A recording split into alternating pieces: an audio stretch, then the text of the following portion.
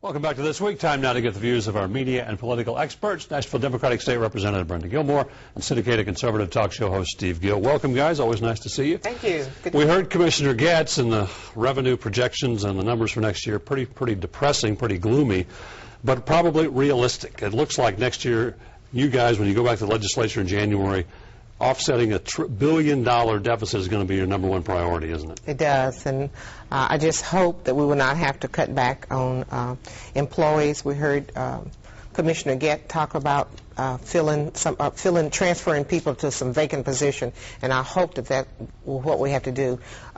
We did begin to see this week in Tennessee that unemployment has stabilized. So we're still higher than the national level, but it has stabilized. So I think that that's a good sign.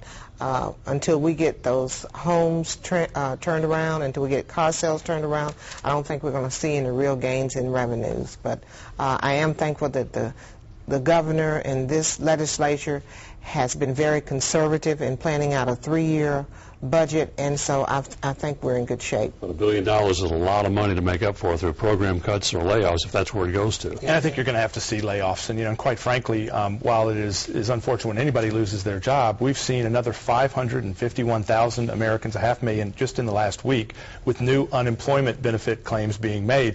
Millions of Americans have lost their jobs since the first of the year. The problem is that with government, when it's good times, they grow the number of government jobs because it's good times, and when it's bad times, they either keep or grow the number of government jobs. Government also needs to pare back the number of employees, just like businesses, just like all Americans are having to see. And I think Tennessee needs to cut back the number of employees just as dramatically as we've seen private business do. Brenda's right. The unemployment numbers look like they've stabilized, decreased a little bit, but really, for it to really have an impact, you're going to have to decrease by 1 or 2 percentage points before we really start seeing this economy in the state come back. You still have Obama administration economists saying that we're going to see 10.2 to 10.5% unemployment. That's nearly a point higher than we are. So this jobless recovery they've been touting is that, the good times are here, even though people aren't working. As Dave Getz pointed out, people aren't going to buy cars, they aren't going to buy homes, they aren't going to buy stuff if they've lost their job or if they're worried about losing their job. You cannot have a jobless recovery. I was pleased to see that the survey that was conducted at MTSU says the confidence level of Tennesseans is beginning to improve. So although people haven't started purchasing large items yet, I don't think they have the money, and a lot of people still are employed, they do overall feel good or better about the economy, so I'm very pleased to hear that. Is there truly a way to cut your way out of $1 billion deficit, whether it's programs or whether it's even people? Is the legislature going to have to look at the possibility of increasing taxes, of looking at the possibility of imposing new taxes, of closing loopholes in existing taxes? And next year being an election year for state lawmakers and the governor, nobody wants to talk about tax increases in 2010. Well, historically, the legislators, as well as the governor, has proposed a tax increase about every 8 years. So most people are thinking that that's going to occur. The governor has said, though, very emphatically, though, that he is not going to propose a tax. So I'm not expecting that next year, especially with next year, being completely honest, being an election year. I think it's easier to cut your way out of a shortfall than it is to spend your way out of a shortfall. And frankly, when we look at other states like Michigan, like California, and others that have state sales tax, state income tax, personal property taxes, all the buffet of taxes we keep being told in Tennessee we need, they're in worse financial situation than we are. It always comes down to how much you spend, not just how much taxpayers send. And in the states that have all the different kinds of taxes we're being told we need, they're in worse shape than we are. The federal stimulus money runs out halfway through next year. It did provide some programs, some construction, a few jobs. We don't know the exact number, maybe as many as 3,000 new jobs in Tennessee. But when you look at the offset of jobs that left, did it have the impact it was supposed to have? Did it make things better? Did it make things worse, or just delay the inevitable? Well, I wouldn't say it delayed the inevitable. I think it prevented us from having a deep, steep fall we would have had the stimulus not been there. And I think that we were expecting the creation of more jobs in different sectors. We've seen it in construction, we just have not seen it in other sectors. And that may have been because at the same time that everything else was going on in the economy, then we have all these issues with our big automobile companies. So I think the stimulus did have a real role in preventing us from having a terrible fall.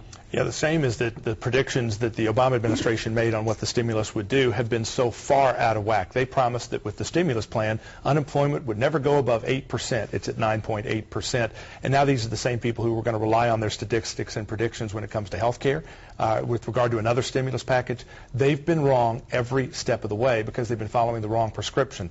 You don't create a vibrant economy with public sector jobs. You create it with private sector jobs. Tax cuts, putting money back into the pockets of the American people, making it easier for private business to create jobs. That's how we're going to get out of this. Until the Obama administration changes its direction or until the American people put new people in charge, we're not going to see a recovery. One of the other things, too, all of the stimulus money still is not out in the economy. Right. It's still only about 50 or 60% that has actually gotten out into the economy. So, which is the craziest thing about the whole thing. They passed this in a weekend without anybody reading the bill because it was such a rush to get it done.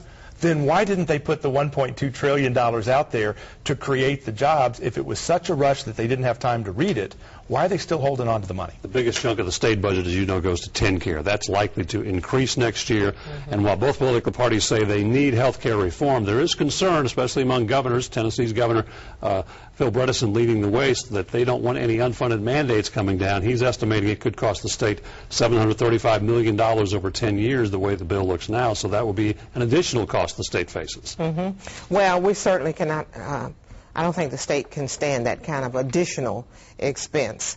I'd like for us to wait, though, until we hear all the figures, till we see what the final bill is going to look like, until we see if Congress is going to allow some of the deep cuts to be made in the areas of fraud and abuse. And that still seems to be a gray area that some congressmen are just not sure that they have the political will to make those cuts. Well, they're looking at MediCare cuts, which is going to cut care to the elderly. They're looking at cutting what doctors get paid, which is what we saw in Tennessee with TennCare when it first went in. You had doctors saying, I'm not going to cover patients because I'm not getting paid for it. So the health care plan, as Brenda points out, at the national level is going to dictate a lot about what Tennessee can do to deal with TennCare. But I would be hopeful that a lot more folks in the Obama administration and the Democrat Congress and Senate would come here, look at the mistakes that were made with TennCare, certainly originally, and let's not copy that at the national level. This week, U.S. Senator Lamar Alexander accused the Obama administration of calling out his critics, saying that he was going to call those people out who disagreed with him, and basically creating an enemies list. Well, he didn't say that exactly. That's kind of what he inferred. Is this Washington speak? Is this something to worry about, or is this really over kind of the feud between the Obama administration and Fox News? Well, I think it's bigger than Fox News. I mean, they yesterday tried to keep one of the Fox News reporters, Major Garrett, who is a very respected journalist, from being able to participate in a pool interview. They are trying to silence critics. They are trying to silence those that disagree with them.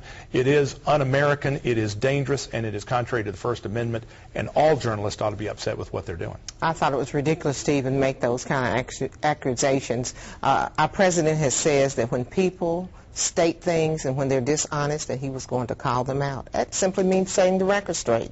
That doesn't mean that they're trying to silence him or he's going to have an enemies list. In fact, he said, been very forthright that he was going to allow his people even to go on Fox stations. So I don't think that what our senator has accused our president of is true. White House Press Secretary Robert Gibbs intervened in an interview with Major Garrett to keep him from being able to ask a question, doing exactly what I just said. Steve Gill, Brenda, Gilmore, appreciate your insight. Stay with us as we continue in a moment.